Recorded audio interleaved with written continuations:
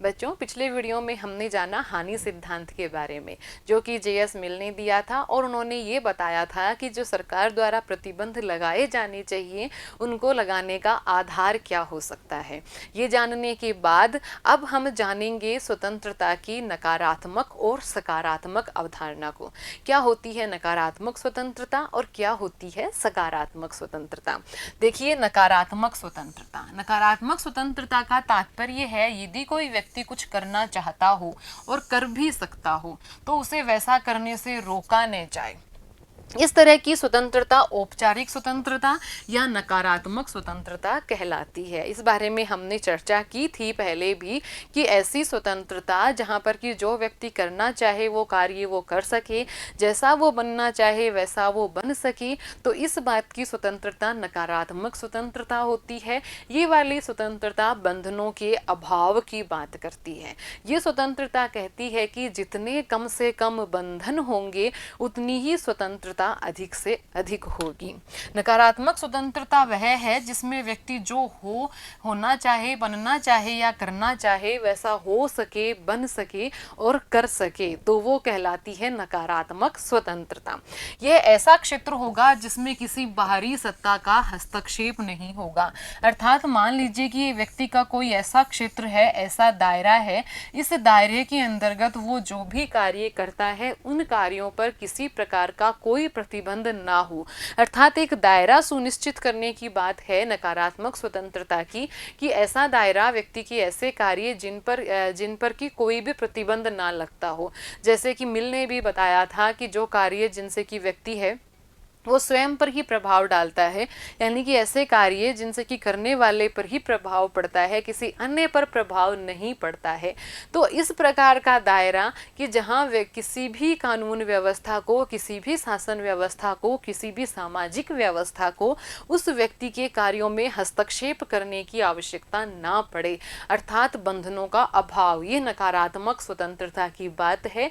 और ये एक ऐसे अहस्तक्षेप वाले क्षेत्र की बात करता है कि इस क्षेत्र में हम जिन भी कार्यों का निर्धारण करें, जिन भी कार्यों को, व्यक्ति के कार्यों को शामिल करें, उन पर किसी प्रकार का कोई हस्तक्षेप नहीं होगा। और नकारात्मक स्वतंत्रता इस बात का पक्ष पोषण करती है कि इस हस्तक्षेप वाले क्षेत्र को अधिक से अधिक बढ़ाने का प्रयास करना चाहिए। अर्थात व्यक्ति के अधिक से अधिक कार्य ऐसे होने चाहिए जिन पर किसी भी बाहरी प्रतिबंध का, बाहरी हस्तक्षेप की आवश्यकता ना हो। देखिए, अहस्तक्षेप के इस छोटे से क्षेत्र का होना इस बात की स्वीकृति है कि मानव प्रकृति और मानव गरिमा को ऐसे क्षेत्र की आवश्यकता है जिसमें व्यक्ति दूसरों से अबाधित रूप से व्यवहार करे। और यहाँ इसका तर्क क्या दिया है कि मानव की गरिमा के लिए, मानव के व्यक्तित्व के लिए उसे ऐसा क्षेत्र मिलना चाहिए जहाँ पर वो पूर्ण रूप से स्वतंत्र है, यानी कि वो ऐसा क्षेत्र होगा, वो उसके ऐसे कार्य होंगे जहाँ वो पूर्ण रूप से स्वतंत्र महसूस कर रहा हो। अब देखते हैं सकारात्मक स्वतंत्रता। नकारात्मक स्वतंत्रता ने क्या कहा? बंधनों की अनुपस्थिति। अब अपन सकारात्मक स्वतंत्रता की ओर चलते हैं, ये क्या कहती है। सकारात्मक स्वतंत्रता के तर्क हैं वो कुछ करने की स्वतंत्रता के विचार से जुड़े हुए हैं। इस प्रकार की स्वतंत्रता का सरोकार व्यक्ति और समाज के संबंधों की प्रकृति और स्थिति से है। जो ये सकारात्मक स्वतंत्रता है, ये व्यक्ति और समाज के जो रिश्ते हैं, जो संबंध हैं, उनकी प्रकृति का निर्धारण करती है। ये वाली स्वतंत्रता इस बात का पक्ष पोषण करती है कि समाज को ऐसी व्यवस्थाएं करनी चाहिए, ऐसी संरचनाएं बनानी चाहिए कि उनमें व्यक्ति अपने व्यक्तित्व का सर्वोत्तम विकास कर सके, अपनी प्रतिभा को प्रदर्शित करने के अधिकतम अवसर प्राप्त कर सके। इसके अनुसार मनुष्य के व्यक्तित्व के विकास में कम से कम अवरोध होने चाहिए, अर्थात उसको अपने व्यक्तित्व का विकास करने के लिए अधिकतम सकारात्मक परिस्थितियां मिलती रहें। व्यक्ति को अपनी क्षमताओं का विकास करने के लिए भौतिक, राजनीतिक और सामाजिक जगत में समर्थकारी सकारात्मक स्थितियों का लाभ मिलना चाहिए। कौन से जगत में? भौतिक जगत में भी, राजनीतिक जगत में भी और सामाजिक जगत में भी। अर्थात समाज को राजनीतिक रूप से, सामाजिक रूप से, भौतिक रूप से ऐसी संरचनाओं का निर्माण करना है, जैसे कि पिछड़ा वर्ग है उसके लिए विशेष प्रावधान करना, जैसे कि वंचित वर्ग है उसके लिए विशेष प्रावधान करना, बुजुर्ग हैं, अस्वस्थ हैं, विकलांग हैं, उनके लिए विशेष व्यवस्थाएं करना। अर्थात इस तरह के प्रयास किए जाने चाहिए कि प्रत्येक व्यक्ति, चाहे वो कैसी भी न्यूनतम स्थिति में क्यों ना हो, चाहे वो कितना भी अच्छी स्थिति में क्यों ना हो, दोनों को ही अपने व्यक्तित्व के विकास के सर्वोत्तम अवसर प्राप्त हो सके। हमारा समाज ऐसी संरचनाओं का निर्माण करेगा।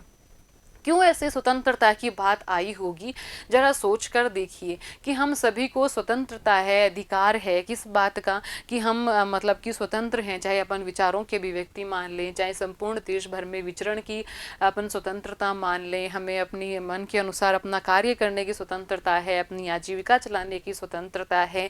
लेकिन कल्पना कीजिए उस परिवार की कि जिसको 2 वक्त का पेट भर के खाना नहीं मिलता है, जिसके सर पर कोई छत नहीं है, जिसके पास रहने का कोई ठिकाना नहीं है, उसके लिए इन स्वतंत्रताओं का क्या मतलब हो जाता है। तो इसलिए समाज सकारात्मक स्वतंत्रता ये कहती है कि इसलिए समाज ऐसी संरचनाओं का विकास करेगा, ऐसी परिस्थितियों का निर्माण करेगा कि उस परिवार को भी, उस व्यक्ति को भी अपनी प्रतिभा के विकास के सर्वोत्तम अवसर मिल सकें। समाज को ऐसा बनाने का प्रयास करना चाहिए जो प्रत्येक व्यक्ति के विकास का रास्ता साफ कर सके। अब अपन बात करते हैं अभिव्यक्ति की स्वतंत्रता की। तो अभिव्यक्ति की स्वतंत्रता की जब भी बात आती है, एक सुप्रसिद्ध कथन है विचारक वाल्टेयर का, जो कहते हैं कि तुम जो कहते हो मैं उसका समर्थन नहीं करता, लेकिन मैं मरते दम तक तुम्हारे कहने के अधिकार का बचाव करूंगा। तो अभिव्यक्ति की स्वतंत्रता क्या मांग करती है कि हमें दूसरे के विचारों के प्रति सहिष्णु होना है। कितनी सुंदर बात कही वॉल्टेयर ने कि मान लीजिए आप किसी के विचारों से सहमत नहीं है, उसके विचार हैं वो आपके मत से, आपके विचारों से बहुत भिन्न हैं, पूर्णतया विपरीत हैं, लेकिन फिर भी उसका कहने का अधिकार है। जितना अधिकार हमें है, जितना अधिकार हमारे विचारों को प्रकट होने का है, तो हमें उसके कहने के अधिकार की रक्षा करनी होगी, उसे कहने देना होगा जो वो कहना चाहे। अभिव्यक्ति की स्वतंत्रता का मुद्दा अहस्तक्षेप के लघुतम क्षेत्र से जुड़ा है। मतलब कि जो क्षेत्र था हमारा अहस्तक्षेप का, उसके अंदर ही आती है हमारी अभिव्यक्ति की स्वतंत्रता। जे.एस. मिल के अनुसार अभिव्यक्ति की स्वतंत्रता बाधित नहीं होनी चाहिए। जे.एस. मिल ये कहते हैं कि अभिव्यक्ति की स्वतंत्रता है वो एक ऐसी स्वतंत्रता है कि जिस पर राज्य द्वारा, कानून द्वारा कोई हस्तक्षेप नहीं होना चाहिए। कौन कौन से कारण बताते हैं वो, जिसके कारण हर एक व्यक्ति को अभिव्यक्ति की स्वतंत्रता मिलनी चाहिए। बहुत सुंदर कारण बताए हैं उन्होंने, चलिए देखते हैं कौन कौन से कारण हैं। पहला कारण है कोई भी विचार पूरी तरह से गलत नहीं होता। उनका ये मानना है कि कोई विचार हमारे विचारों के विपरीत जरूर हो सकता है, लेकिन उस विचार में कहीं ना कहीं कुछ ना कुछ सही जरूर होता है। जो हमें गलत लगता है उसमें भी सच्चाई का तत्व होता है। दूसरा कारण उन्होंने दिया है कि सत्य विरोधी विचारों के टकराव से पैदा होता है। उन्होंने ये कहा है कि जिस तरह से आपके विचार हैं उसके विपरीत कोई दूसरा विचार है। हम क्या चाहेंगे कि हमारे जैसे ही विचार बोलने वाले, हमारे जैसी ही बात कहने वाले लोग हों। हमें अच्छा लगता है जब कोई हमारी बात का समर्थन करता है, और हमें बुरा लगता है जब कोई हमारी बात को काटता है, हमारी बात को गलत कहता है। तो जे.एस. मिल कहते हैं कि ऐसी बातें होनी चाहिए। उस व्यक्ति को बोलने का अधिकार होना चाहिए जो मेरी बातों को काट रहा है, जो मेरे विचारों को काट रहा है, जो मेरे विचारों से विरोधी विचार रखता है। क्योंकि जब विरोधी विचारों का टकराव होता है तब सत्य निकल कर आता है। जो विचार आज गलत प्रतीत होता है वह सही तरह के विचारों के उदय में बहुमूल्य हो जाता है। तीसरा कारण देते हैं विचारों का संघर्ष हमेशा मूल्यवान होता है। जब हम सत्य को विरोधी विचारों के सामने रखते हैं तो फिर ये इस विचार का विश्वसनीय होना सिद्ध होता है। वो कहते हैं कि जब विचार टकराते हैं तो उन विचारों से जो सत्य निकलता है वो और ज़्यादा मूल्यवान और विश्वसनीय होकर निकलता है। चौथा कारण है कि हम इस बात को लेकर निश्चित नहीं हो सकते कि जिसे हम सत्य समझते हैं वही सत्य है। ये एक बहुत सुंदर बात बात है कि हमने समझ लिया कि ये सत्य है या ये सही है, इसमें हम सुनिश्चित नहीं हो सकते। हर एक परिस्थिति में हमारा विचार चाहे हमें कितना ही सही क्यों ना लगता हो, चाहे कितने ही अधिक व्यक्तियों द्वारा उसका समर्थन ना किया जा रहा हो, लेकिन एक कोने में हमें इस बात की स्वीकृति रखनी चाहिए कि हम भी गलत हो सकते हैं, हमारा ये विचार भी गलत हो सकता है। इस बात का अपन पुष्टि नहीं कर सकते कि हमारा विचार पूर्णतया सही है, हमारी जो सोच है वो पूर्णतया सही है और हम पूर्णतया सत्य को जानते हैं।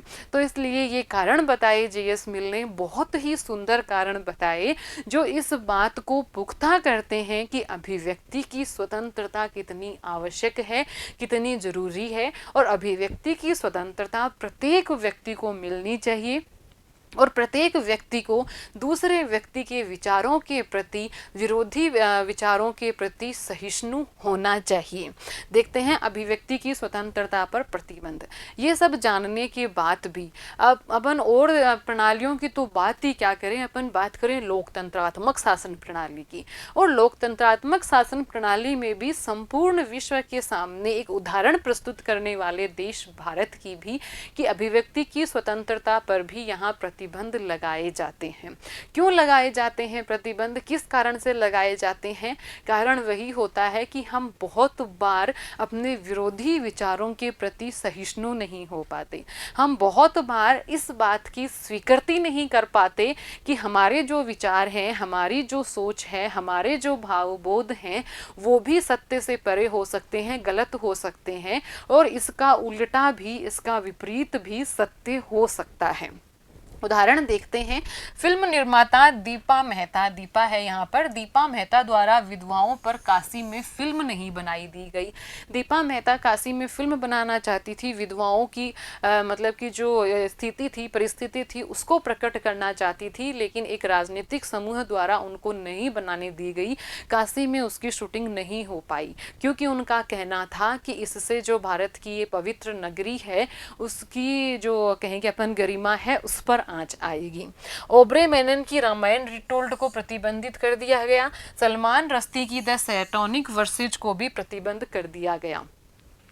The last temptation of Christ नामक फिल्म और मी नाथुराम गोडसे नामक नाटक को प्रतिबंध कर दिया गया। तो ये देखा हमने कि अभिव्यक्ति की स्वतंत्रता पर आज भी प्रतिबंध लगते हैं। किस कारण से लगते हैं? क्योंकि सहिष्णुता नहीं हो पाती है विरोधी विचारों के बारे में। तो इस तरह के प्रतिबंध आसान हैं, लेकिन ये अल्पकालीन समाधान है। कुछ समय के लिए तो हम ये प्रतिबंध लगा सकते हैं, उस वक्त की जो परिस्थितियां हैं उनको अपन दबा सकते हैं, लेकिन ये प्रतिबंध अल्पकालीन है। इन मुद्दों का जब तक अपन कहें कि उचित समाधान नहीं होगा, जब तक वाद विवाद विचार विमर्श नहीं होगा, जब तक सहनशीलता, सहिष्णुता और एक दूसरे के अधिकारों को सम्मान देने का विचार नहीं आएगा, तब तक ये प्रतिबंध अल्पकालीन है और ये और ज़्यादा जो इसके खिलाफ मतलब अपन कहें कि कोई भी विरोधी भावना है वो और ज़्यादा मजबूती के साथ पैदा हो जाएगी। स्वतंत्रता की दूरगामी संभावनाओं की दृष्टि से खतरनाक है। अभिव्यक्ति की स्वतंत्रता पर लगाया गया जो प्रतिबंध है वो स्वतंत्रता की दृष्टि से बहुत खतरनाक है, क्योंकि ये एक आधारभूत स्वतंत्रता है और ये प्रत्येक नागरिक को मिलनी चाहिए। एक बार प्रतिबंध लगाने पर प्रतिबंध की आदत विकसित हो जाती है, इसलिए वाद विवाद के सवाल की किस स्थिति में प्रतिबंध लगना चाहिए और किस स्थिति में प्रतिबंध नहीं लगना चाहिए, ये एक बहुत बड़ा मुद्दा है, बहुत बड़ा विचार विमर्श का एक बिंदु है कि जिस पर ये विवाद होना चाहिए कि आखिर कौन सी स्थिति में प्रतिबंध लगे और कौन सी स्थिति में लगे हुए प्रतिबंध हैं वो अन्यायपूर्ण है। देखिए, जब प्रतिबंध किसी संगठित सामाजिक, धार्मिक या सांस्कृतिक सत्ता या राज्य की शक्ति के बल पर लगाए जाते हैं, तब ये हमारी स्वतंत्रता की कटौती इस प्रकार करते हैं कि उनके खिलाफ लड़ना मुश्किल हो जाता है। जब कोई संगठित समुदाय प्रतिबंध लगाते हैं तो उनके खिलाफ लड़ना मुश्किल हो जाता है। स्वेच्छापूर्वक स्वीकार प्रतिबंधों से स्वतंत्रता में कटौती नहीं होती है, लेकिन कुछ प्रतिबंध ऐसे होते हैं जिनको अपन सहज रूप से ही स्वीकार कर लेते हैं। जैसे कि मैंने बताया कि किसी विरोधी विचार वाले व्यक्ति को उसके कहने की स्वतंत्रता, और जैसे कि बहुत सारे ऐसे प्रतिबंध हैं, जैसे कि स्कूल में आप जाते हैं तो आपको विशेष कलर की ड्रेस पहनना आवश्यक होता है, वहाँ आपकी मन मर्जी नहीं चलती कि आपके जो मन में आया आप वो पोशाक पहनकर चले गए। इस बात को आप सहज ही स्वीकार कर लेते हैं। वहाँ आपके लिए नियम है कि आपको इस टाइम पर ही जाना है, इस टाइम पर ही आना है, उसको भी आप सहज स्वीकार कर लेते हैं। तो सहज ही स्वीकार किए गए जो प्रतिबंध होते हैं वो हमारी स्वतंत्रता में कटौती नहीं करते हैं, लेकिन अन्यायपूर्ण तरीके से किसी दबाव के साथ जबरदस्ती लगाए गए प्रतिबंध हैं वो हमारी स्वतंत्रता में कटौती करते हैं। और वक्त रहते ऐसे प्रतिबंधों के प्रति नागरिकों को जागरूक होने की आवश्यकता है, अपना दिमाग, अपनी सोच, अपने विचार खुला रखने की आवश्यकता है, क्योंकि ऐसे प्रतिबंध जो कि बलपूर्वक लगाए जाते हैं, जो कि बिना तर्क की कसौटी पर कसे जाते हैं, उनके खिलाफ आवाज़ उठाना बहुत आवश्यक है। अन्यथा धीरे धीरे स्वतंत्रता जैसे एक आदर्श के लिए ये विचार, ये प्रतिबंध बहुत खतरनाक बन सकते हैं। लेते हैं क्वेश्चंस। सकारात्मक स्वतंत्रता से क्या तात्पर्य है, अच्छे से उसका उत्तर लिखना है। सकारात्मक स्वतंत्रता राज्यों को ऐसे संरचनाओं के निर्माण करने की प्रेरणा देती है जिसमें प्रत्येक व्यक्ति अपने व्यक्तित्व का विकास कर सके, अपनी प्रतिभा का विकास कर सके, अपनी प्रतिभा को सर्वोत्तम रूप में सामने प्रकट कर सके। जॉन स्टुअर्ट मिल ने अभिव्यक्ति की स्वतंत्रता को सदैव अप्रतिबंधित रखने के लिए क्या तर्क दिए हैं? जॉन स्टुअर्ट मिल ने 4 कारण बताए हैं, बहुत ही सुंदर हैं वो चारों कारण। हमें ना केवल उनको लिखना है बल्कि आत्मसात भी करना है अपने जीवन में। हमेशा इस बात का ध्यान रखना है कि हमारे विचार चाहे कितने ही तर्कपूर्ण हमें क्यों ना लगें, चाहे कितनी ही बड़ी जन समुदाय द्वारा उस पर सहमति क्यों ना हो, लेकिन वो भी गलत हो सकते हैं। और उसके विरोधी विचार, चाहे वो एक ही व्यक्ति का विचार क्यों ना हो, उसमें भी सत्यता का पुट हो सकता है। अगर ऐसी विचारधारा हम पाल लेंगे, अगर ऐसी सोच हम पाल लेंगे, तो निसंदेह है हम न केवल दूसरे व्यक्तियों के विचारों के प्रति सहिष्णु बन पाएंगे, बल्कि हम अपना दिल और दिमाग खुला रखेंगे अपने व्यक्तित्व के विकास को नए आयामों तक पहुंचाने के लिए। धन्यवाद।